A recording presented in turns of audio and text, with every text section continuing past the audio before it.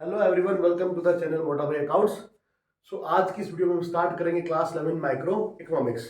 और आज हम जो पढ़ने वाले हैं chapter first, that is introduction to micro economics. ठीक है, तो इस चैप्टर की शुरुआत हम कुछ डेफिनेशंस को करके करेंगे। ठीक है, कुछ इंपॉर्टेंट डेफिनेशंस। बेसिकली क्या है कि कुछ की टर्म्स हैं, कुछ वर्ड्स हैं जो आपके आते रहेंगे, तो उनका मतलब हमें पहले पता होना चाहिए। तो हम डेफिनेशंस के साथ इस चैप्टर को स्टार्ट करते हैं। चलिए, सबसे पहले आगे आपके पास डेफिनेशन है गुड्स की। तो सर गुड्स क्या होता है? गुड्स होता है सामान। अच्छा, गुड्स का मतलब होता है ऑल मटेरियल और टेंजिबल थिंग्स। क्या बोला हमने? टेंजिबल मतलब इनको आप टच कर सकते हो और देख भी सकते हो। तो can be seen and touched. ठीक है, तो ये वो सारी चीजें जिनको आप देख भी सकते हो, छू भी सकते हो, दैट सेटिस्फाई ह्यूमन वांट्स, जो कि इंसानी जरूरतों को पूरा करे, उनको हम बोलते हैं गुड्स। ठीक है, एग्जांपल हो गया ब्रेड, मिल्क, स्मार्टफोन एटसेट्रा। हर चीज यार, ये मार्कर भी गुड्स है, ये व्हाइट बोर्ड भी गुड्स है। जो भी इसका यूज कर रहा है, जिसको भी काम, जिसकी भी जरूरतें पूरी होनी, उसको हम बोलते हैं गुड्स। ठीक है, वेरी टेंजिबल होनी चाहिए। उसके बाद है इन सर्विसेज। अब सर्विसेज का क्या है? These are used for intangible satisfaction of wants. क्या? Intangible satisfaction of wants. Basically services हमारी वो जरूरतें पूरी करती हैं जो दिखती नहीं है। बेसिकली सर्विसेज दिखती नहीं है और हमारी जरूरतों को पूरा करती हैं। तो these are can not be seen और टच। जैसे कि बच्चों, सर्विस ऑफ ए टीचर और ए डॉक्टर एक्सेट्रा। अभी मैं आपको पढ़ा रहा हूँ, आपको मैं दिख रहा हूँ, पर मेरी सर्विस क्या है? आपको जो इसकी यूटिलिटी क्या मिल रही है कि आपको जो नॉलेज मिल रही है। ठीक है, और जो नॉलेज है वो ऐसे ट्रांसफर होते हुए दिखती नहीं है। ठीक है, जबकि अगर गुड्स की बात करता है मैं, अगर आप मुझसे मार्कर लेते हो तो मैं आपको मार्कर देता, तो ये ट्रांसफर होते हुए, ये जो चीज का एक्सचेंज जो है वो हमें दिखता है। ठीक है, जबकि सर्विसेज का एक्सचेंज हमें दिखता नहीं है। ठीक है, सर्विसेज का हमें पता लगता है कि सर्विस दिख नहीं रही है मिलते टाइम। ठीक है, बट वो मिल जाती है, उसका एसेंस मिल जाता है। ठीक है, तो ये हो गया गुड्स, ये हो गया सर्विसेज। इसके बाद आता है कमोडिटी। कमोडिटी अगर इकोनॉमिक्स में बात करें, हम गुड्स और सर्विस को हम बोलते हैं कमोडिटी, इकोनॉमिक्स का उसमें।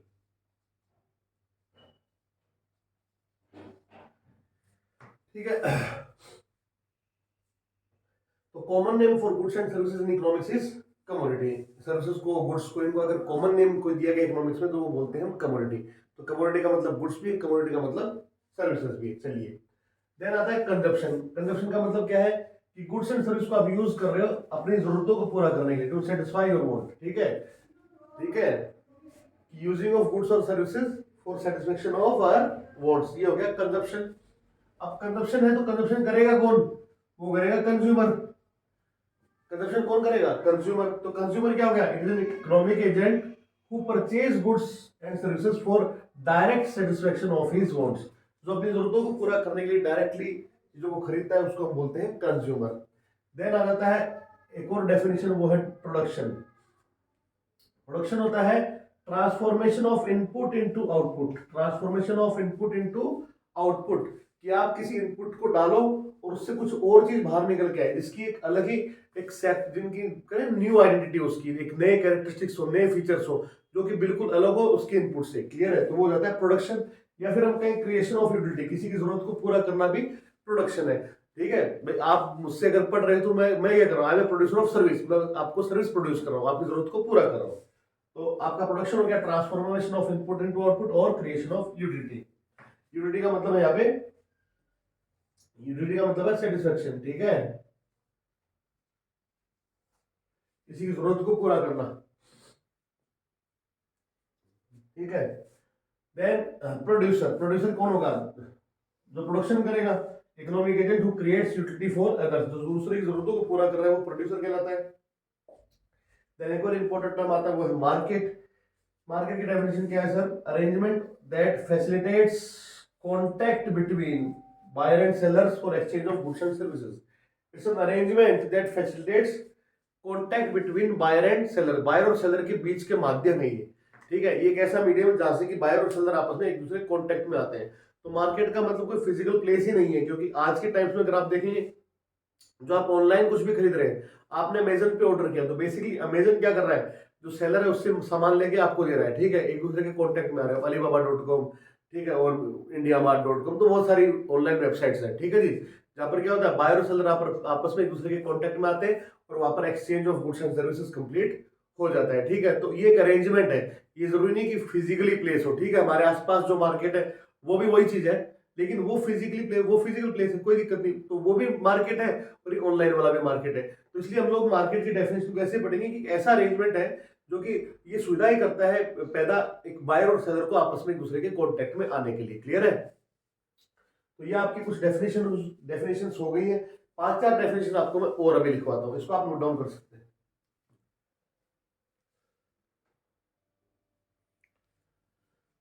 नेक्स्ट हमारा जो डेफिनेशन है वो देखिएगा, इकोनॉमिक एक्टिविटी की। What do you mean by economic activity?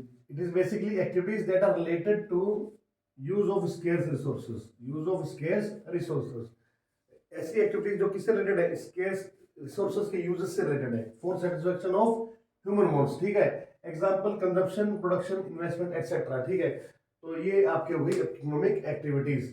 Then आते हैं इन्वेस्टमेंट पे। इन्वेस्टमेंट का मतलब क्या इकोनॉमिक्स में? Using of goods and service for further production.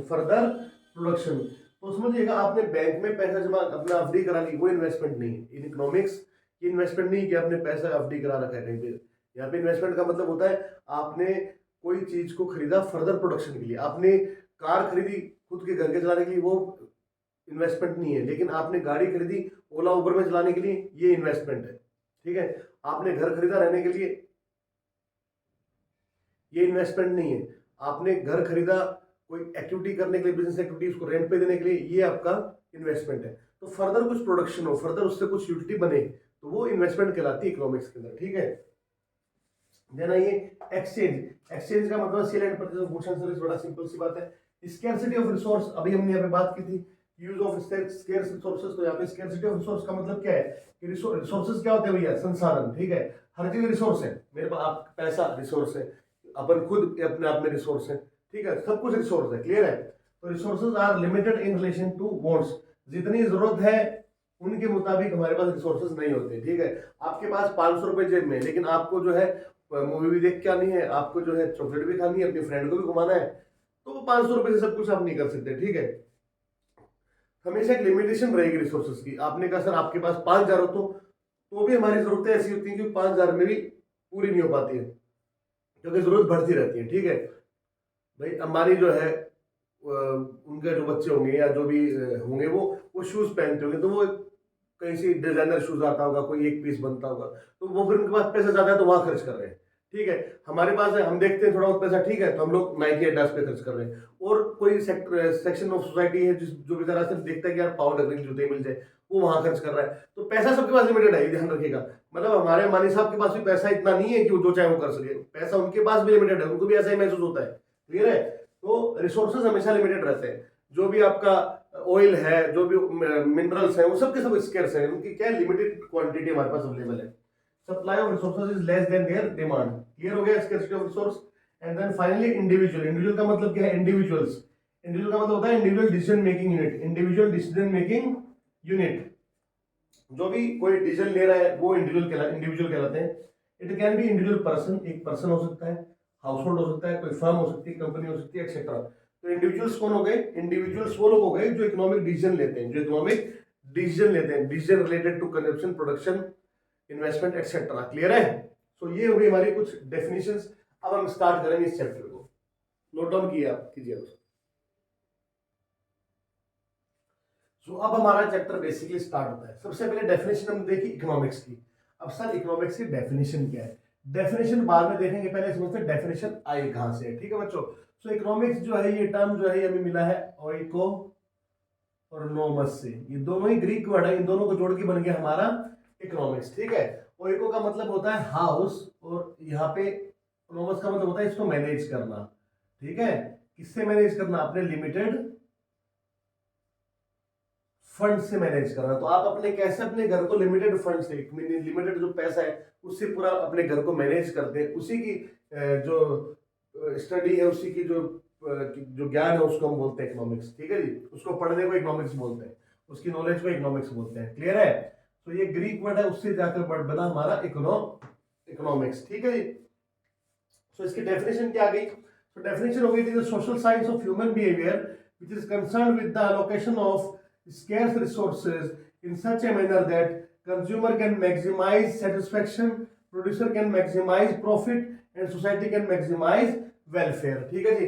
सो हमें ये एक ऐसी ह्यूमन साइंस है जो कि किससे रिलेट करती है, किससे कंसर्न है, ये ह्यूमन बिहेवियर से कंसर्न है, ह्यूमन बिहेवियर से। कैसे आप अलोकेट करते हो जो भी हमारे रिसोर्सेज उनको कैसे आप बांटते हो, इस तरह से बटना चाहिए रिसोर्सेज को कि जो कंज्यूमर्स होते हैं वो अपना मैक्सिमम सेटिस्फेक्शन मिल जाए उनको, जो प्रोड्यूसर्स होते हैं उनको मैक्सिमम प्रॉफिट मिल जाए, और जो सोसाइटी होती है उसको उसका मैक्सिमम वेलफेयर हो जाए। समझे बात को? अभी हमने देखा था ना, कंज्यूमर अपनी जरूरत को पूरा करने के लिए सामान खरीदता है, तो इसका मतलब उसका जो इंटेंशन है किसी भी चीज को कंज्यूम करने के लिए पीछे वो क्या है कि उसको मैक्सिमम उसको मजा आना चाहिए, मैक्सिमम उसको सेटिस्फेक्शन मिल जाना चाहिए। प्रोड्यूसर प्रोड्यूस करता है goods and service for others, और we can say he creates utility for others. तो प्रोड्यूसर का मेन इंटेंशन क्या है कि ज्यादा से ज्यादा प्रॉफिट को कमा सके। सोसाइटी क्या चाहती है, ज्यादा ज्यादा सोसाइटी का भला हो सके। ठीक है, तो इकोनॉमिक्स क्या है, इकोनॉमिक्स एक ऐसी साइंस है जो कि किससे कंसर्न है कि एलोकेशन ऑफ रिसोर्सेज, जो भी आपके पास रिसोर्सेज अवेलेबल है, जो भी इकोनॉमी में रिसोर्सेज अवेलेबल है, उनका बंटवारा डिफरेंट सेक्शन ऑफ सोसाइटी में इस तरह से हो जाए कि कंज्यूमर्स को मैक्सिमम सेटिस्फेक्शन मिल जाए, प्रोड्यूसर्स को मैक्सिमम प्रॉफिट मिल जाए, और इकोनॉमी का मैक्सिमम, सोसाइटी का मैक्सिमम भला हो जाए। क्लियर है? तो ये होगी हमारी डेफिनेशन। अब जो इकोनॉमिक्स है इसकी ब्रांच बटी हुई दो पार्ट में, एक तो माइक्रो और एक मैक्रो। ठीक है, तो इकोनॉमिक्स की अगर हम बात करें, ये सब्जेक्ट जो है दो ब्रांच में बटा हुआ है, एक तो होता है माइक्रो इकोनॉमिक्स, एक होता है मैक्रो इकोनॉमिक्स। एक सेकंड बच्चों।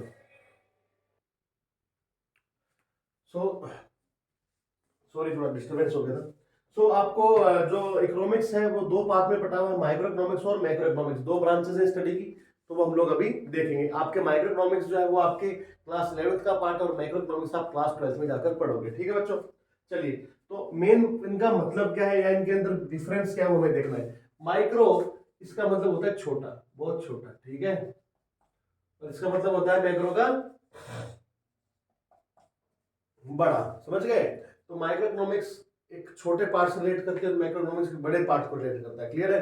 तो basically micro economics studies economic behaviour of individual economic unit. Individual economic unit कहने का मतलब इंडिविजुअल इकोनॉमिक यूनिट कौन हो सकता है? वो मैं हो सकता हूँ। मेरी डिमांड या मेरी इनकम का को आप स्टडी कर रहे हो, ये माइक्रो इकोनॉमिक स्टडी का पार्ट है।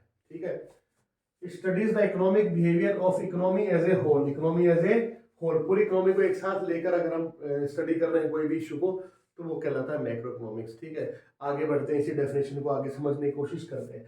तो मैंने कहा कि मेरी आप कोई भी डिमांड को या मेरी इनकम को आप स्टडी कर रहे हो, ये क्या है? माइक्रो इकोनॉमिक स्टडी है। आप किसी दुकान की कोई भी चीज, कोई भी इश्यूज है उनको स्टडी कर रहे हो, इकोनॉमिक इश्यूज को, तो वो भी क्या है? माइक्रो इकोनॉमिक स्टडी है। दुकान के बाद आ जाओ, आप किसी कंपनी की अगर कोई भी चीज आप जो है स्टडी कर रहे हो इकोनॉमिक इश्यूज को, वो भी क्या है? माइक्रो इकोनॉमिक स्टडी है। अब आ जाओ आप मार्केट में। अगर हम बात करें मार्केट की, कि मान लो आप जो है जिस भी लोकेलिटी में रहते हो उसका मार्केट, उसकी आप कोई डिमांड सप्लाई को स्टडी कर रहे हो, वो भी क्या है? माइक्रो इकोनॉमिक स्टडी है। समझ गए? अब आ जाओ आप शहर पे, एक शहर की, जयपुर की, दिल्ली की, यहाँ की का आप कोई भी इकोनॉमिक इशूज को स्टडी कर रहे हो, वो भी क्या है? माइक्रो इकोनॉमिक स्टडी है। अभी आ जाओ आप स्टेट पे, आप राजस्थान को, हरियाणा को, पंजाब को, आप इंडिविजुअल स्टेट्स को स्टडी कर रहे हो, ये भी क्या है? माइक्रो इकोनॉमिक ही स्टडी है। क्लियर है? अब आइएगा आप, इंपॉर्टेंट क्या कि आप स्टडी कर रहे हो इंडिया की सीमेंट इंडस्ट्री को, आप स्टडी कर रहे हो इंडिया की सीमेंट इंडस्ट्री को। तो कौन सा स्टडी है ये? माइक्रो इकोनॉमिक और मैक्रो इकोनॉमिक? ये है माइक्रो इकोनॉमिक। क्या है? Micro economic. समझिएगा, मैंने जैसे ही वर्ड यूज किया कि इंडिया की सीमेंट इंडस्ट्री, आपको लगा कि इकोनॉमी की बात कर रहे हैं, पूरे इंडियन इकोनॉमी की बात कर रहे हैं। ऐसा नहीं है दोस्त, इंडिया में तो बहुत सारी इंडस्ट्रीज है। सीमेंट इंडस्ट्री भी है, गारमेंट इंडस्ट्री भी है, आयरन इंडस्ट्री भी है, ऑटोमोबाइल इंडस्ट्री भी है, ये स्टेशनरी की इंडस्ट्री होगी। तो बेसिकली आप उन सभी इंडस्ट्रीज में से सिर्फ एक किसी इंडस्ट्री को स्टडी कर रहे हो, तो ये क्या है? माइक्रो इकोनॉमिक स्टडी है। अगर हम बात करें मैक्रो इकोनॉमिक स्टडी, तो इसका मतलब ये होता है कि आप पूरी इकोनॉमी की बात कर रहे हो। आप भैया इकोनॉमी में जितने भी गुड्स एंड सर्विस बने उसकी बात कर रहे हो, आप इकोनॉमी में जितने गुड्स एंड सर्विस बेचे गए उसकी बात कर रहे हो, आप इकोनॉमी की इनकम की बात कर रहे हो, तो आप पूरी इकोनॉमी की एज ए होल बात कर रहे हो, वो होती है हमारी macro economic study. So I hope आपको क्लियरिटी आ गई होगी। चलिए, तो माइक्रो इकोनॉमिक स्टडी में हमारा प्राइम फोकस कहाँ होता है? Price determination and allocation of resources. हम यहाँ पे डिसाइड करते हैं कि प्राइसिंग क्या होगी, ठीक है। कोई भी कमोडिटी बन रही है उसकी प्राइस क्या होनी चाहिए, किस प्राइस पे बिकनी चाहिए, वो खरीदी जानी चाहिए, ठीक है। तो यहाँ पर मेन प्राइम फोकस होता है प्राइस डिटर्मिनेशन और एलोकेशन ऑफ रिसोर्सेज, जबकि मैक्रोइकोनॉमिक स्टडी में प्राइम फोकस होता है determination of national level of income. कैसे नेशनल लेवल ऑफ इनकम हम फाइंड आउट करें, नेशनल लेवल ऑफ एम्प्लॉयमेंट हम फाइंड आउट करें, तो वो हमारा प्राइम फोकस होता है मैक्रोइकोनॉमिक स्टडी में। माइक्रोइकोनॉमिक में here we determine how equilibrium of consumer producer और इंडस्ट्री इज अटेन्ड। यहाँ पर हम जानते हैं कि कब किस पॉइंट पे कंज्यूमर को मैक्सिमम सेटिस्फेक्शन मिलेगा, किस पॉइंट पे प्रोड्यूसर को मैक्सिमम प्रॉफिट मिलेगा, या किस प्राइस पे इंडस्ट्री में कोई गुड्स बिकना चाहिए, इस टाइप की स्टडी यहाँ पे करते हैं। जबकि हम मैक्रोइकोनॉमिक स्टडी में क्या करते हैं, economies equilibrium level of income employment and output is determined there. That means वहां पर हम देखते हैं कि इकोनॉमी के अंदर किस लेवल पे कितना इनकम होना चाहिए, जो कि हमारा जो कोई भी आदमी अनएम्प्लॉयड नहीं रहे, और इस तरह से बातें, ठीक है, सारी इस टाइप की चीजें। इसका ऑल्टरनेटिव नेम है हमारा प्राइस थ्योरी, वहां पर ऑल्टरनेटिव नेम है इनकम एम्प्लॉयमेंट थ्योरी। इन सब्जेक्ट के दूसरे नाम हो गए ये, ठीक है, प्राइस थ्योरी और इनकम एम्प्लॉयमेंट थ्योरी। यहाँ पर हम कैलकुलेट करते हैं डिमांड, सप्लाई एक्सेट्रा। यहाँ पर हम कैलकुलेट करते हैं एग्रीगेट डिमांड और एग्रीगेट सप्लाई एक्सेट्रा। मतलब यहाँ पर हम देखेंगे कि कोई कंज्यूमर कितनी डिमांड करता है, जबकि वहां पे हम देखेंगे इकोनॉमी के अंदर टोटल डिमांड कितनी हो रही है। क्लियर है? तो इस तरह से आपके माइक्रो और मैक्रो इकोनॉमिक्स का पार्ट क्लियर हो गया होगा वो पॉजिटिव इकोनॉमिक्स के साथ, ठीक है जी। तो आपको मिल जाती है एक theoretical concept positive economics and normative economics, ठीक है। तो सिंपली इतना समझना है बच्चों कि ये दो जो चीजें हैं ये दो स्टेटमेंट्स के ऊपर बेस्ड है, पॉजिटिव स्टेटमेंट्स और नॉर्मेटिव स्टेटमेंट्स। पॉजिटिव स्टेटमेंट्स का मतलब ये होता है कि जब आप बात करो कि जैसे मैं बोलूँ कि बाहर बारिश हो रही है, ठीक है, बाहर बारिश हो रही है, so you can go and check whether there is raining or not. आप चेक कर सकते हो, जाके वेरीफाई कर सकते हो। तो ऐसे स्टेटमेंट्स जो कि वेरीफाई कर सके हम, ऐसी बातें जो वेरीफाइबल होती हैं, उनको हम बोलते हैं पॉजिटिव स्टेटमेंट्स। सो नॉर्मेटिव स्टेटमेंट्स क्या है कि भैया लगता है बारिश होनी चाहिए, तो ये सिचुएशन हो गई कि आइडियल की भैया बादल हो रखे हैं, या फिर मान लो मानसून आ चुका है तो बारिश होनी चाहिए। तो ये एक स्टेटमेंट है, वो हो या नहीं डिपेंड करता है। क्लियर है? तो इसमें सिर्फ एक आइडियल सिचुएशन हो गई, इस तरह की कोई बातें हो गई तो वो होगी हमारी नॉर्मेटिव स्टेटमेंट्स, ठीक है। तो इसी के ऊपर बेस्ड है हमारी पॉजिटिव इकोनॉमिक्स और नॉर्मेटिव इकोनॉमिक्स। तो इकोनॉमिक्स बेसिकली हम समझ चुके होंगे कि इकोनॉमिक्स एक स्टडी है, ठीक है। इकोनॉमिक्स क्या है? एक स्टडी है, ये तो हमें समझ में आ गई। स्टडी किसका है वो भी हम बात करेंगे अभी, इकोनॉमी का है, ठीक है। आगे आगे इसके बाद हम पढ़ेंगे इकोनॉमी के बारे में। तो इकोनॉमिक्स इज बेसिकली स्टडी, एक सब्जेक्ट है। अब इकोनॉमिक्स जो है ये अलग अलग पार्ट में से बटा हुआ है, माइक्रो मैक्रो भी हमने देखा था, ठीक है। तो ऐसे ही दूसरे सेंस में अगर बात करें तो इकोनॉमिक्स हो सकती है तो पॉजिटिव इकोनॉमिक्स, और दूसरी हो सकती है नॉर्मेटिव इकोनॉमिक्स। पॉजिटिव इकोनॉमिक्स क्या होगी?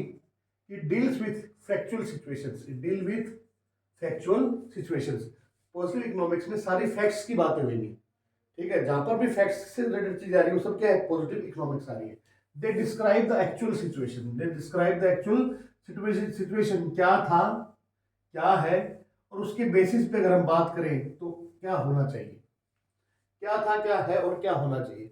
जैसे कि इंडिया की पॉपुलेशन हम देखें पिछले, फॉर एग्जांपल पिछले 10 सालों से कंटिन्यूसली इंक्रीज हो रही है, तो आपका एक ट्रेंड आ गया ना कि भाई इंक्रीज हो रही है। तो क्या था, आज क्या है पॉपुलेशन, और नेक्स्ट ईयर पॉपुलेशन क्या होनी चाहिए, you can make some ideas. Clear है?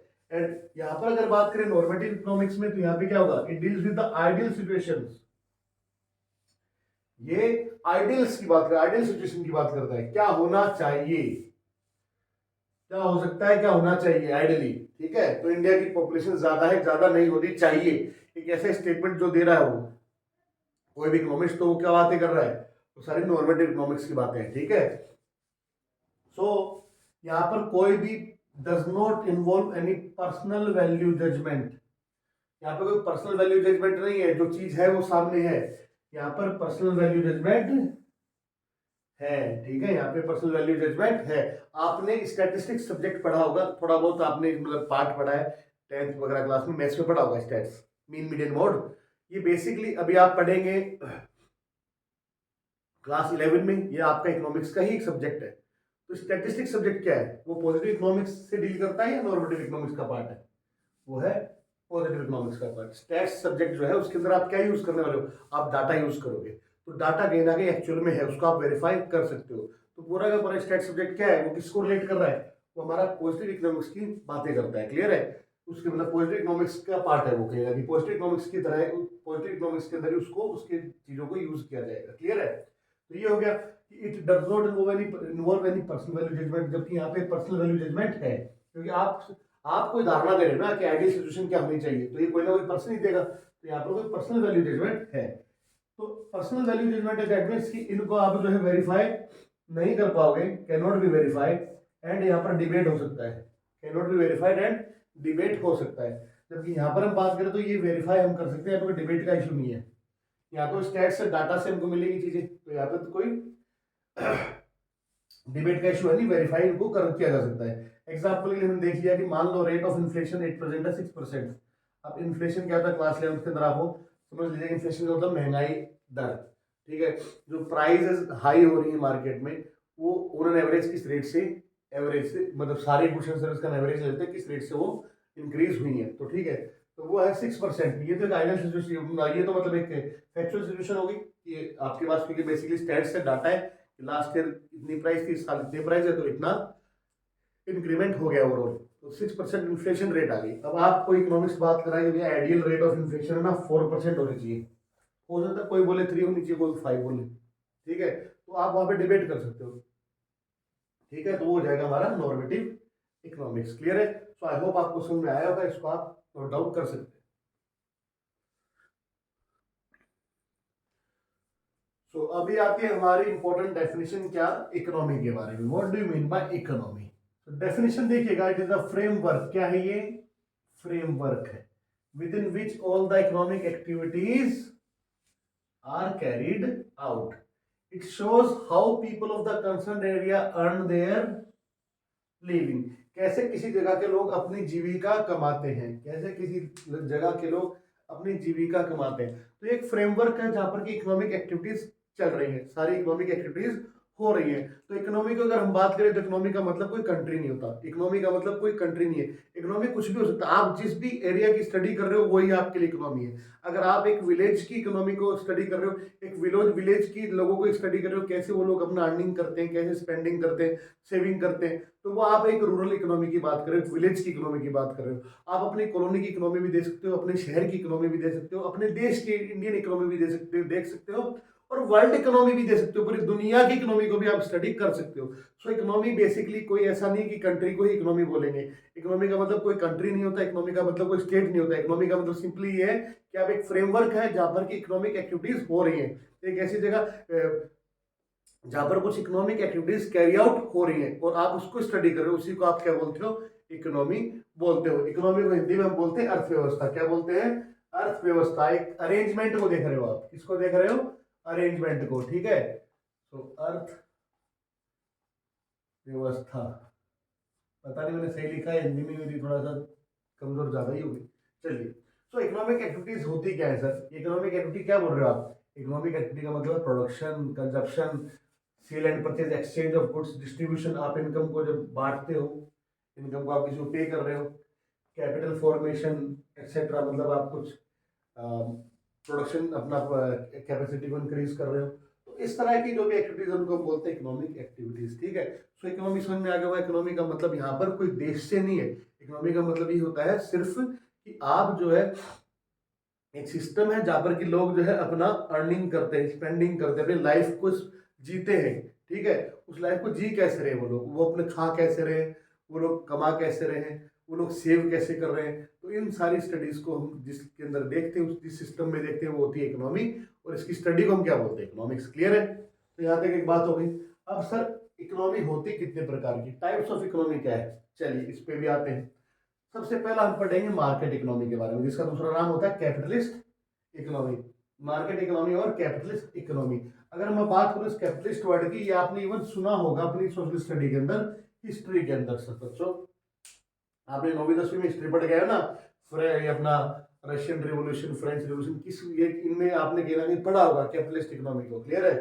100% पढ़ा होगा। वो रिवोल्यूशन के पीछे का कारण था कि, ठीक है, क्या होता है यहाँ पे समझिएगा, resources are owned and managed by private sector. यहाँ पर रिसोर्सेज किसके पास है, रिसोर्सेज का मतलब समझ रहे हो ना आप, संसाधन किसके पास है, they are owned and managed by government, तो sir sorry private sector, they are owned and managed by private sector, तो सर गवर्नमेंट क्या करती है। तो जो कैपिटलिस्ट इकोनॉमी है या जो मार्केट इकोनॉमी जिनको हम बोल रहे हैं, वहां पर सरकार का काम सिर्फ और सिर्फ एडमिनिस्ट्रेशन है, सिक्योरिटी एंड वहाँ का जो भी पुलिसिंग वगैरह, वहाँ पे और कुछ जो भी कुछ चीज़ें हैं जो भी वो मतलब बेसिकली उनको बोले तो मैनेज करना, ऐसे मान लो कि लॉ एंड ऑर्डर को मैनेज करना वहाँ पे, ठीक है, वो सारा बेसिक काम करती है गवर्नमेंट, ठीक है। और अपनी इकोनॉमिक पॉलिसीज ऑब्वियसली बात है गवर्नमेंट बनाएगी वहाँ की। तो इसके बाद आते हैं दूसरा point, economic activities are carried. अब जब प्राइवेट सेक्टर के पास सारे रिसोर्सेज है तो प्राइवेट सेक्टर काम किसके लिए करेगा? प्रॉफिट के लिए करेगा सर, प्रॉफिट के लिए करेगा। दैट मीन्स जितने भी इकोनॉमिक एक्टिविटीज हैं they are carried out with the profit motive. ये भी बात समझ में आ गई। अब सर प्राइवेट सेक्टर क्या बनाएगा? मतलब प्राइवेट सेक्टर के पास रिसोर्सेज है, प्रोडक्शन कौन करेगा? Private sector. अब प्रोडक्शन वो करेगा क्या सर? क्या चीज प्रोड्यूस करेगा? एक गुड्स है, एक कमोडिटी है जिसकी डिमांड नहीं है, जिसपे ज्यादा लोग पे नहीं करना चाह रहे हैं, ठीक है, क्या वो बनाए? या ऐसी चीज बनाए जिसपे ज्यादा लोग पे कर रहे हैं, या जिसकी एक ऐसा सेक्शन ऑफ सोसाइटी परचेज करना चाह रहा है जो ज्यादा अमाउंट देगा, हमें ज्यादा प्रॉफिट होगा। तो ऑब्वियस सी बात है कि वो चीज बनाएगा जिसकी डिमांड होगी। क्या बनाएगा? जिसकी डिमांड होगी, जो वो सप्लाई कर सके। तो बेसिकली यहाँ पर जो इकोनॉमिक प्रॉब्लम्स होती हैं कि what to produce, how to produce and what for whom to produce, these are decided by price mechanism और मार्केट मैकेनिज्म। प्राइस मैकेनिज्म और मार्केट मैकेनिज्म, इन मैकेनिज्म से यहाँ पे ये है कि एक ऐसी सिस्टम जहाँ पे डिमांड और सप्लाई एक साथ काम कर रही है, डिमांड और सप्लाई एक साथ काम कर रही है, मतलब डिमांड के अकॉर्डिंग सप्लाई हो रही है। एग्जाम्पल के लिए आपने यहाँ पर लिख दिया यूएसए, ठीक है, यूएसए जो इकोनॉमी है वो हमारी कैपिटलिस्ट इकोनॉमी है, ठीक है जी। आगे बढ़ते हैं, आगे बढ़ते हैं। जैसे अब यूएसए में आप देखेंगे जो भी एयरवेज है, रेलवेज है, बस वगैरह है, जो भी कुछ है वो सब प्राइवेट सेक्टर में। वहाँ पे पानी भी आ रहा है प्राइवेट कंपनी के द्वारा आ रहा है, ठीक है, बिजली भी आ रही है प्राइवेट कंपनी के द्वारा आ रही है, ठीक है। ये सारा हो गया हमारा कैपिटलिस्ट इकोनॉमी का पार्ट।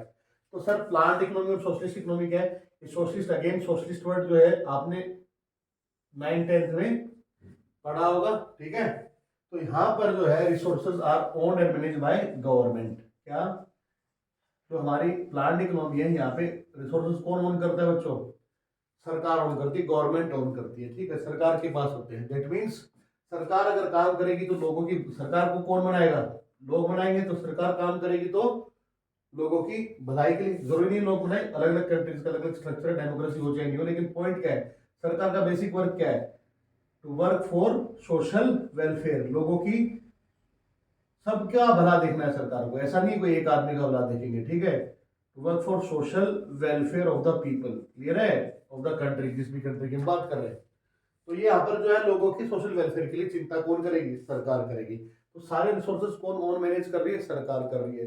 तो लोगों की, सरकार जो काम करेगी वो प्रॉफिट के लिए नहीं करेगी, वो किसके लिए करेगी? सोशल वेलफेयर के लिए करेगी। अब सरकार सोशल वेलफेयर के लिए काम करेगी, दैट मीन्स यहाँ पर जो भी इकोनॉमिक प्रॉब्लम्स है दे आर सोल्व्ड बाय, ये डिमांड सप्लाई पे काम नहीं करेगी, ये डिमांड सप्लाई पे काम नहीं करेगी। डिमांड तो लोग कर रहे हैं कि ठीक है हमारे को सबको लग्जरी गाड़ियां चाहिए, लेकिन ये काम उस पर करेगी कि भैया देश को जरूरत क्या है, लोगों को ज्यादा जरूरत क्या है। ये तो एक सेक्शन ऑफ सोसाइटी मांग रहा है फरारी गाड़ी, लेकिन मेजर एक और सेक्शन ऑफ सोसाइटी जो भूखा मर रहा है, तो उसको फूड प्रोवाइड करने की पहले कोशिश करेगी, क्लियर है। क्योंकि यहाँ पर मेन फोकस क्या है? सोशल वेलफेयर का है, क्लियर है। तो ये हो गया आपको कि यहाँ पर जो है इकोनॉमिक प्रॉब्लम, यहाँ पे मार्केट मैकेनिज्म तो नहीं सॉर्ट आउट करने वाला। Basically it is sold by authority appointed by government, authority appointed by government called centrally planned authority, centrally planned authority। तो यहाँ पर जो है कोई डिपार्टमेंट बना रखा होगा जो इन चीजों के ऊपर ध्यान रखेगी, क्या चीजों का कैसे निपटारा हमें करना है। एग्जाम्पल देख सकते हैं यहाँ पे, एग्जाम्पल आपका आ जाएगा आगे चाइना, चाइना, ठीक है। तो दो प्रकार की, दो टाइप की इकोनॉमी आपने सर पढ़ ली।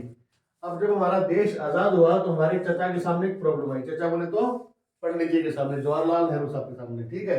क्या आई कि देश आजाद हो गया। अब आप इस देश को किस सिस्टम पे लेके जाना चाहोगे? क्या आप अपने देश को कैपिटलिस्ट इकोनॉमी के मॉडल पे ले जाना चाहोगे, या आप अपने देश को एक सोशली प्लांट, ये जो प्लांट इकोनॉमी या सोशलिस्ट इकोनॉमी के मॉडल पे ले जाना चाहते हो? इस तरह की सिचुएशन चाचा के सामने आ गई। अब चाचा ने जुगाड़ो, चाचा ने क्या कहा, ना तो हम मानेंगे कैपिटलिस्ट, ना हम मानेंगे सोशलिस्ट। और चाचा ने क्या बोला, हम बनाएंगे खिचड़ी, मिक्स्ड इकोनॉमी, मिक्स्ड इकोनॉमी, इन दोनों की खिचड़ी। खिचड़ी का मतलब क्या है? देखो खिचड़ी का मतलब ये है कि ऐसी चीज जिसको डाइजेस्ट किया जा सके, खाया जा सके। दैट मीन्स कि मिक्स इकोनॉमी के अंदर दोनों ही हमारी जो प्लांट इकोनॉमी और ये अपनी मार्केट इकोनॉमी, इन दोनों के ही पॉजिटिव चीजें होंगी। ठीक है, so positive things of both. पहली चीज तो समझ में आ गई होगी। ठीक है, यहां पर मिक्स इकोनॉमी का मतलब क्या है? मिक्स इकोनॉमी का मतलब क्या हो गया? ये है capitalist plus socialist. Capitalist plus, तो सर ऐसा कैसे हो सकता है? दो तरह का ढांचा एक साथ कैसे काम करेगा? दोनों का तरीका ही अलग काम करने का। तो करेगा सर यहाँ पे, क्योंकि यहाँ पर तो रिसोर्सेज हैं, they are owned by government plus private sector. Government plus private sector, यहाँ पर रिसोर्सेज गवर्नमेंट के पास भी, प्राइवेट सेक्टर के पास भी। फॉर एग्जांपल अगर हम बात करें तो यहाँ पर जो है हमारे इलेक्ट्रिसिटी बोर्ड की देख ले, तो देख लीजिए आप कि आपके शहर में एक स्टेट का इलेक्ट्रिसिटी बोर्ड भी होगा, और वहीं पर कई जगह पे जो है अंबानी एंड इनके भी जो है इलेक्ट्रिसिटी पावर प्लांट्स लग चुके हैं, वो लोग भी इलेक्ट्रिसिटी प्रोवाइड कर रहे हैं। क्लियर है? अपने पास जैसे इंडियन रेलवे है, तो इंडियन रेलवे का कोई सब्स्टिट्यूट तो नहीं है, लेकिन हाँ फिर भी उसमें भी अगर बात करें तो देखिए आप देखेंगे कि अभी वो रिसोर्सेज को भी वो डाइवर्जन होने लग गया है प्राइवेट सेक्टर की ओर। इसको भी छोटे, आप रोडवेज पे आ जाइए कि आप जिस भी स्टेट में, उस स्टेट का एक रोडवेज सिस्टम है, लेकिन वहां पर प्राइवेट बसें भी ऑपरेट हो रही है। क्लियर है? तो दोनों काम हो रहा है, तो रिसोर्सेज गवर्नमेंट के पास भी और प्राइवेट सेक्टर के पास भी है। तो सर दोनों के पास है, तो सर काम कैसे करेंगे? अरे भैया काम भी ऐसे ही करेंगे। प्रॉफिट, प्राइवेट, गवर्नमेंट सेक्टर तो सोशल वेलफेयर देख लेगा, गवर्नमेंट सेक्टर तो सोशल वेलफेयर देख लेगा, और प्राइवेट सेक्टर प्रॉफिट मोटिव देख लेगा, प्रॉफिट मोटिव देख लेगा। बहुत अच्छा सा एग्जांपल देता हूं आपको कि आप सब लोग घर में जो है रोटी खाते हैं तो आप लोग आटा यूज करते होंगे। ठीक है, तो मैं बात करूंगा, चलो एक आटे कंपनी की, मान लो कोई बाजार अपना ये आशीर्वाद आटा है। ठीक है, सो आशीर्वाद आटा, मुझे नहीं पता रेट क्या है आज, पर मान लीजिए आशीर्वाद आटा की रेट 40 रुपी पर केजी है, 40 रुपी पर केजी है। तो आशीर्वाद एक कंपनी है, प्रॉफिट मोटिव के लिए काम करेगी, प्रॉफिट मोटिव के लिए काम करेगी, उन लोगों को आटा प्रोवाइड करेगी जो लोग 40 रुपए किलो में खरीदना चाहते हैं, जो लोग 40 रुपए किलो में खरीदना चाहते हैं। तो इनका एक अपना एक कस्टमर बेस है। यहां तक बात समझ में आ गई? कोई दिक्कत? बहुत बढ़िया बात। तो ये हो गया प्राइवेट सेक्टर। अब सर सरकार का समझाओ, तो सरकार का मैं समझाता हूं। जो गरीब लोग हैं, जो गरीब लोग हैं उनको गवर्नमेंट जो है, यही मतलब ये, मतलब मैं नहीं कह रहा आशीर्वाद वाला क्वालिटी ऊपर नीचे हो सकता है, पर पॉइंट क्या है कि आटा जो है वो 2 रुपए केजी में प्रोवाइड कर रही है। ऐसी स्कीम्स है, 2 रुपए पर केजी में, एक लिमिटेड अमाउंट तक की भी, लिमिटेड क्वांटिटी तक की, 10 किलो 20 किलो मंथली जो भी होगा, आई डोंट नो मतलब वो मंथली क्या उसका कितना लिमिट क्या है, बट 2 रुपए किलो में एक, जो हमारा एक पुअर सेक्शन ऑफ सोसाइटी जो है इंडिया के अंदर, उनको सरकार प्रोवाइड कर रही है 2 रुपए किलो में। तो आप यहाँ पर ये समझ सकते हैं कि एक at the same point of time, एक तो प्राइवेट सेक्टर है जो कि प्रॉफिट मोटिव के लिए काम कर रहे हैं, ठीक है, और दूसरा गवर्नमेंट सेक्टर है जो कि हमारा सोशल वेलफेयर के लिए काम कर रहा है। अब इसका मतलब ये नहीं कि 2 रुपए किलो आटा जो है बोले सर ये तो कंपनी तो बहुत ज्यादा कमा रही है। ऑब्वियसली बात है, यहाँ पर तो बहुत ज्यादा सब्सिडी है। सरकार ने भी गेहूं को खरीदा होगा तो 20 22 25 रुपए किलो में खरीदा होगा, लेकिन वो सब्सिडाइज रेट पे, बेसिकली वो फ्री में नहीं देना चाहिए। गवर्नमेंट जो है वो लोगों की सेल्फ रिस्पेक्ट की, थोड़ा सा इमोशन की चिंता कर रही है। फ्री में देना तो भीख देना हो जाएगा ना। तो आप जो है पे भी कर रहे हो और पे भी नॉमिनल अमाउंट कर रहे हो, ना बराबर कर रहे हो। तो आपको अंदर से ये आत्मसम्मान आपका जीवित है कि आप आटा खरीद के ला रहे हो, और वहीं पर सरकार ने आपको वो आटा बहुत ही कम रेट में दे दिया, तो आप सोशल वेलफेयर भी हो रहा है। क्लियर है? तो सरकार का देखो कितना अच्छा इंटेंशन है, तो सरकार बहुत अच्छे से सोच रही है। क्लियर है? आगे बढ़ते हैं। तो सर यहाँ पर इकोनॉमिक प्रॉब्लम कौन सॉर्ट आउट करेगा? सर यहाँ पे इकोनॉमिक प्रॉब्लम जो है वो प्राइस मैकेनिज्म भी सॉर्ट आउट करेगा। वो प्राइस मैकेनिज्म या मार्केट मैकेनिज्म बोल लो, और वो हमारा सेंट्रल प्लांट अथॉरिटी भी करेगी। तो मार्केट मैकेनिज्म, भैया आपने नाम सुना होगा ना प्लानिंग कमीशन का, अब तो नीति आयोग हो गया, अब तो नीति आयोग हो गया। पहले ठीक है, मतलब आपने अपनी सोशल स्टडी में पढ़ा है ना, प्लानिंग कमीशन, नीति आयोग क्या करते हैं? 5 ईयर प्लान बनाते हैं। तो बेसिकली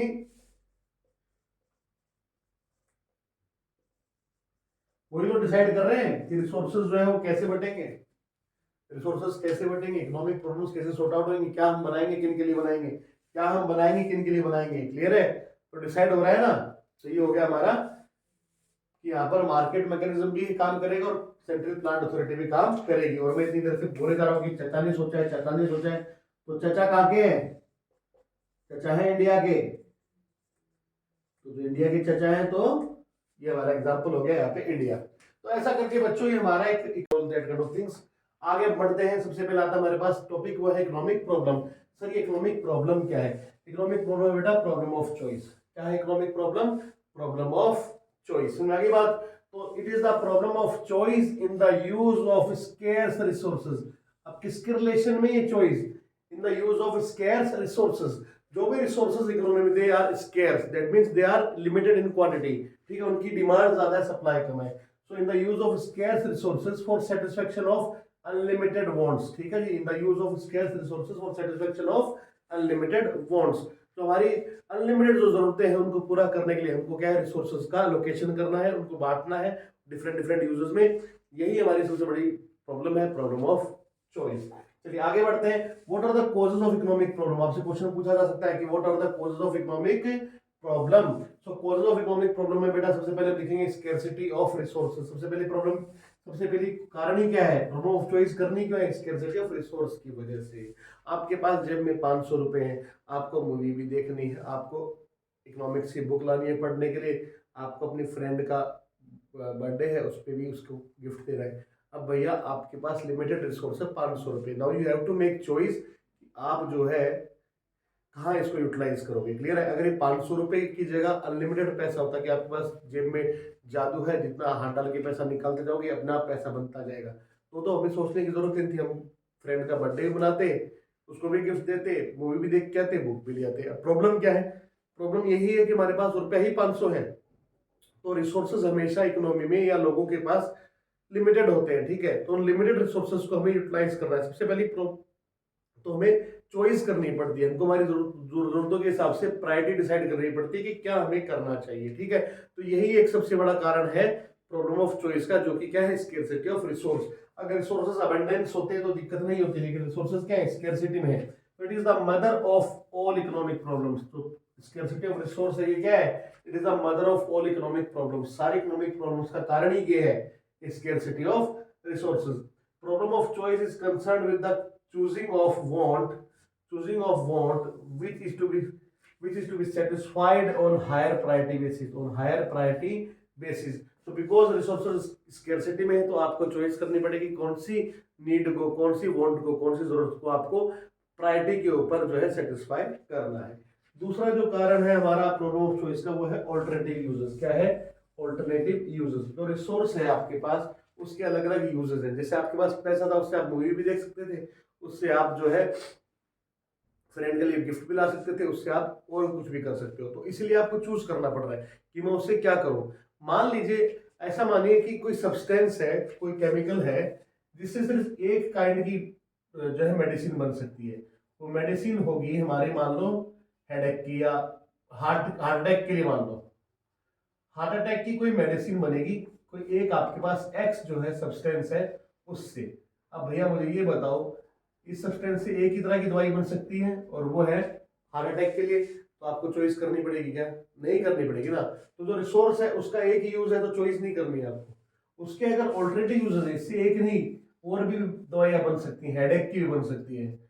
ठीक है, इससे और कोई मतलब हमारा मान लो कि ब्लड प्रेशर की भी बन सकती है। तो अब आपको चॉइस करनी पड़ेगी कि इस गिवन सब्सटेंस को, रिसोर्स को आप कहाँ यूटिलाइज करें। आप इस मेडिसिन को बनाएं या इधर की भी बनाएं या इस बीमारी के लिए मेडिसिन को बनाएं। अगर आपके पास चॉइस ऑल्टरनेटिव यूजेस हैं तभी तो चॉइस करनी पड़ रही है। ऑल्टरनेटिव यूजेस के कारण ही चॉइस करनी पड़ रही है।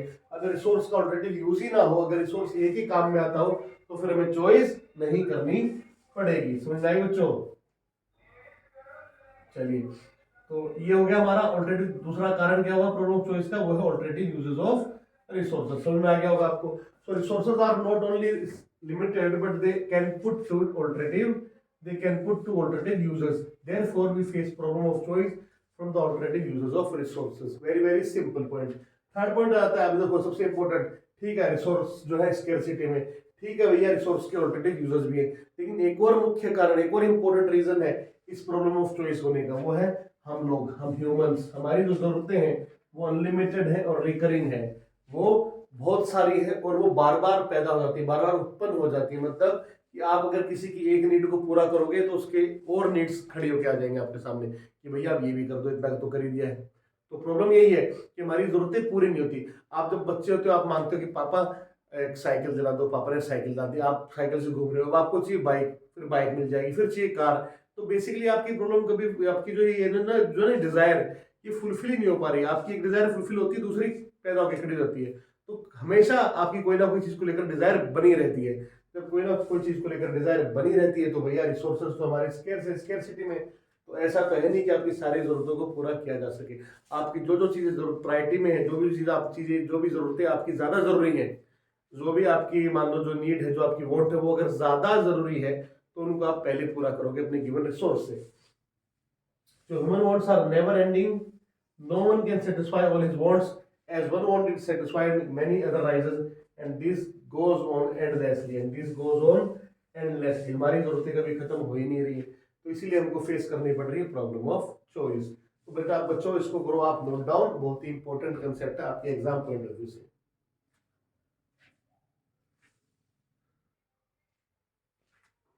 Now come to the last topic of this small chapter, that is central problems of an economy.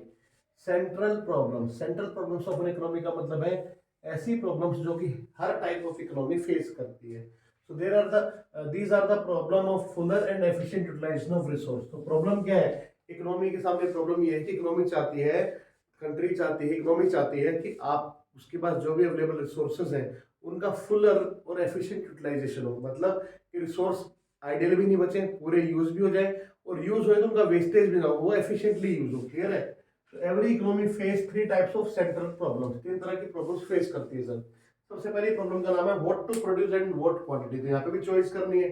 Choice क्या करनी है कि क्या बनाए और कितना बनाए, what to produce and in what quantity. So here economy has to make choice between type of goods and quantity to be produced. Given resource जो भी हमारे पास रिसोर्स है उससे क्या बनाए और कितना सर हम बनाए। एग्जांपल के तौर पे मान लो they have to make choice, economy has to make choice between necessity goods versus luxury goods.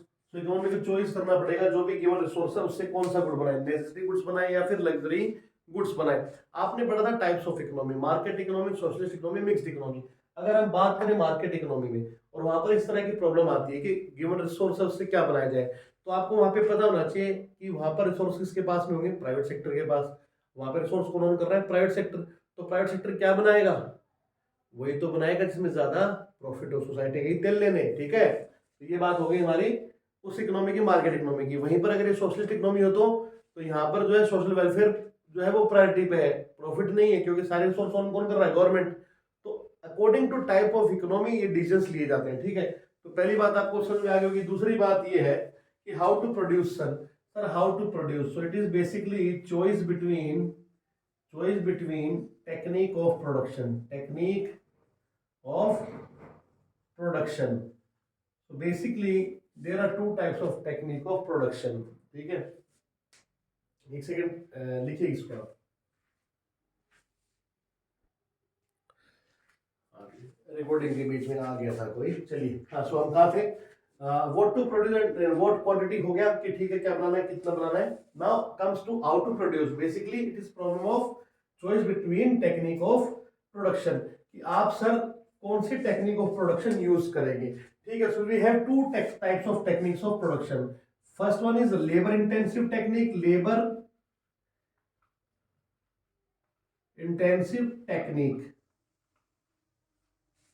Another is capital intensive technique. Capital का मतलब होता है मशीन्स। ठीक है, सो आपको देखना है कि कौन सी टेक्निक आप यूज करें। लेबर इंटेंसिव टेक्निक में क्या होगा, जो प्रोपोर्शन होगा लेबर का, it will be greater than proportion of capital. And in capital intensive technique proportion of capital in production is more than proportion of labour. So proportionately यहाँ पे labour ज्यादा use होएगा और यहाँ पर कैपिटल ज्यादा यूज होएगा। अब वापस आ जाओ सर, हम वापस आते हैं हमारे इस प्रॉब्लम के सॉल्यूशन पे। तो सर ये अगर मार्केट इकोनॉमी हो तो कौन सी टेक्निक यूज की जाएगी सर? मार्केट इकोनॉमी हो तो कौन सी टेक्निक यूज करेंगे? हम वो टेक्निक यूज करेंगे जिसमें कि हमको कम से कम कॉस्ट आए, खर्चा हमारा कम से कम हो और प्रॉफिट ज्यादा से ज्यादा हो। बात क्लियर है? आगे बढ़ते। अगर सोशलिस्ट टेक्निक है सोशलिस्ट टेक्निक है तो क्या करेंगे सर? सोशलिस्ट टेक्निक है तो भी हम वही टेक्निक यूज करेंगे जिसमें खर्चा कम से कम आए और सोसाइटी का थोड़ा वेलफेयर भी हो जाए। बात समझ रहे हो? खर्चा कमाए, कॉस्ट भी कमाए और साथ में सोसाइटी का वेलफेयर भी हो जाए। और अगर सोसाइटी का वेलफेयर नहीं हो रहा खर्चा कमाने से, मतलब कहने का मतलब ऐसी टेक्निक है जिसमें ठीक है कॉस्ट तो कम हो रही है पर सोसाइटी का नुकसान हो रहा है, ठीक है, तो वो टेक्निक यूज नहीं करेंगे। तो सोसाइटी का वेलफेयर यहाँ पर कंसिडर करेंगे साथ में। अगर यही बात करें इंडिया की, इंडिया हो या फिर कोई चाइना हो, तो ओवर पॉपुलेटेड कंट्रीज की अगर हम बात करें तो they will think for labour intensive technique, जिससे कि ज्यादा से ज्यादा लोगों को एम्प्लॉयमेंट मिल सके। तो it depends on types of economy कि कौन सी इकोनॉमी है वो अपने हिसाब से इस प्रॉब्लम को सॉर्ट आउट करेगी। And last one is for whom to produce. Sir आप जो बना रहे हो किसके लिए बना रहे हो? फॉर होम टू प्रोड्यूस, ये भी गजब सवाल है। जो बना रहे हो किसके लिए बना रहे हो? So it is concerned with the distribution of final goods and services. Distribution of final goods and services. Basically एक चीज आपको ध्यान रखनी है, इकोनॉमी में जितनी भी वैल्यू का गुड्स प्रोड्यूस हुआ, लाइक इकोनॉमी में अगर ये ऐसा मान लो कि एक कोई इकोनॉमी उसमें एक ही चीज बनी है, सिर्फ एक चीज बनी, वो मार्कर है 20 रुपए, ऐसा मान लो सिर्फ एक बार के लिए। इकोनॉमी में कुछ नहीं है, सिर्फ मार्कर बना है 20 रुपए का, तो इकोनॉमी में इनकम बनी है 20 रुपए की। बेसिक बात क्या है? इनकम बनी होगी 20 रुपए की, क्योंकि जो भी फैक्टर्स ऑफ प्रोडक्शन है उनके अंदर ये 20 रुपए बट गया होगा। क्लियर है? ये बात समझने की है। तो इकोनॉमी के अंदर जितनी भी वैल्यू का प्रोडक्शन होता है उतनी ही वैल्यू का इनकम होता है, जितनी वैल्यू का प्रोडक्शन होगा उतनी वैल्यू का इनकम होएगा। और जो प्रोडक्शन की वैल्यू है वो डिफरेंट फैक्टर्स ऑफ प्रोडक्शन में डिवाइड हो जाएगी, डिस्ट्रीब्यूट हो जाएगी। फैक्टर्स ऑफ प्रोडक्शन आपने छोटी क्लास में पढ़ा होगा। फैक्टर्स ऑफ प्रोडक्शन क्या होता है? Land, labour, capital, entrepreneur. Land, labour, capital, entrepreneur, जो भी तुम बोलना चाहो जिस भाषा में। लैंड मैं यहां लिख रहा हूं, land, labour, capital and entrepreneur. ठीक है जी। सो ये चार हमारे फैक्टर्स ऑफ प्रोडक्शन होते हैं। ब्रॉड फैक्टर्स है, मतलब ऐसा नहीं है कि लैंड का मतलब सिर्फ कोई जमीन की आप बात करें, जमीन के रिसोर्सेज भी आ गए। सो ये ब्रॉड कंसेप्ट है। क्लियर है? इसमें बहुत सारी चीजें इंक्लूडेड है। सो पॉइंट ये है कि सबसे पहले आप समझ गए कि यहाँ पर क्या है, यहाँ पे प्रॉब्लम सिर्फ गुड्स को बांटने की नहीं है, प्रॉब्लम इनकम को बांटने की है, क्योंकि जितनी वैल्यू का गुड्स बना है उतनी वैल्यू की इनकम जनरेट हुई है। ये बात समझनी जरूरी है। How should the produce of the economy, that is bracket में लिखा है इनकम, क्योंकि जितना प्रोडक्शन हुआ है उतनी ही इनकम हुई। It should be distributed among the individuals in the economy. It has two aspects, दो तरह के एस्पेक्ट्स है यहाँ पे। एक तो है पर्सनल डिस्ट्रीब्यूशन और दूसरा क्या रहता है? Functional distribution. पर्सनल डिस्ट्रीब्यूशन और फंक्शनल डिस्ट्रीब्यूशन। पर्सनल डिस्ट्रीब्यूशन की बात करें तो यहाँ पर हम डिसाइड करेंगे कि गुड्स जो किस सेक्शन ऑफ सोसाइटी के लिए बनाए जाए। जो गुड्स है वो मान लो 2 रुपए किलो गेहूं गवर्नमेंट प्रोवाइड कर रही है, किसको प्रोवाइड कर रही है? बीपीएल परिवारों को प्रोवाइड कर रही है। ठीक है, तो यहाँ पर क्या हुआ कि जो डिस्ट्रीब्यूशन, जो इनकम का डिस्ट्रीब्यूशन है वो किस सेक्शन ऑफ सोसाइटी को, जो गुड्स बने वो कौन से सेक्शन ऑफ सोसाइटी अफोर्ड कर पाए उनको, ये डिसाइड हो रहा है यहाँ पर पर्सनल डिस्ट्रीब्यूशन में। यहाँ पर जो होता है बेटा इनइक्वालिटी ऑफ इनकम होता है, inequality in the distribution of income. Here the problem is inequality in the distribution of income, because again हम बात करें टाइप ऑफ इकोनॉमी के ऊपर डिपेंड करेंगी। तो वो सेक्शन ऑफ सोसाइटी के लिए गुड्स बनेंगे जो उनको अफोर्ड कर पा रही है, और जरूरी चीज है, लेकिन फिर भी अगर कोई सेक्शन ऑफ सोसाइटी अफोर्ड नहीं कर पा रहा है तो उसके लिए वो चीज नहीं बनेगी। क्लियर है भाई? मार्केट इकोनॉमी अगर है, अगर मार्केट इकोनॉमी, तो वहां पे प्रॉब्लम क्या आएगी? वो उसके लिए सामान बनाएगी जो पैसा दे सके, जो पैसा नहीं दे सके उसके लिए सामान नहीं बनेगा। तो यहाँ पर इनइक्वालिटी ऑफ इनकम की प्रॉब्लम आती है। क्लियर है? और सोशलिस्ट इकोनॉमी अलग तरह से सोचेगी, मिक्स इकोनॉमी अलग तरह से सोचेगी। चलिए ठीक है। Then second aspect is functional distribution of income. Functional distribution, ठीक है, ये फंक्शनल डिस्ट्रीब्यूशन में जो हमारा तरीका है सोचने का, जो इकोनॉमी में जो प्रोडक्शन को बांटने का वे है, वो क्या है कि जो डिफरेंट फैक्टर्स ऑफ प्रोडक्शन है उनके अंदर इनकम का डिस्ट्रीब्यूशन कैसे हो। जो डिफरेंट फैक्टर्स ऑफ प्रोडक्शन है उनके अंदर इनकम का डिस्ट्रीब्यूशन कैसे हो as their reward for their services. ठीक है, मतलब ये है कि जो भी टोटल वैल्यू ऑफ गुड्स है वो इनमें कैसे कैसे बटे। ठीक है, इन फैक्टर्स में कैसे कैसे बटे। एंड ऑब्वियसली बात है, जिनमें इनकम जब उनमें बढ़ जाएगी तो वो सब गुड्स को अफोर्ड कर पाएंगे। तो यहाँ पे इनइक्वालिटी ऑफ इनकम नहीं है। ठीक है, तो यहाँ पर इस टॉपिक के साथ ही हमारा ये चैप्टर एंड हो जाता है। नई वीडियो के साथ, नई क्लास के साथ हम नया चैप्टर स्टार्ट करेंगे। आई होप आपको कंसेप्ट समझ में आया होगा। अगर समझ में आया ही है तो लाइक कीजिए, चैनल को सब्सक्राइब कीजिए, वीडियो को शेयर करना मत भूलिएगा और बेल आइकन भी प्रेस कर देना। बाय बच्चों, till then bye bye, take care and keep learning. Bye.